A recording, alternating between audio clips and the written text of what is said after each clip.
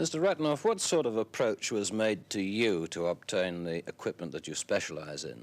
Well, there were two separate approaches. There was one by an aide to the president, made to me in 1971, and then subsequently there was one made by an aide of a law firm which President Nixon was associated with. What sort of equipment did they want? Eavesdropping, surveillance type of equipment. Were you in a position to supply that to them legally? No, I was not. Why is that? Well, there is a regulation in America, actually in the federal code, which prohibits the sale of eavesdropping equipment on an interstate basis.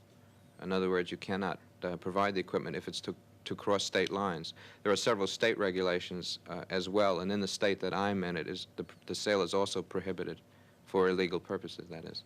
Well, what did you tell the people when you were approached and they asked you to supply this equipment? I said I would require a purchase order from the government agency that required the equipment, such as the FBI or the Treasury Department or whatever. And obviously nobody produced that order for you. No, I never have seen a purchase order. So what was your presumption in this? Or for what purpose did you think they wanted it? Well, the only presumption could be that it was for extra legal purposes not related to the government. Otherwise, a purchase order could have been presented. I would imagine that perhaps they purchased the equipment from someone else. Is it the sort of equipment that presumably was used in the Watergate affair?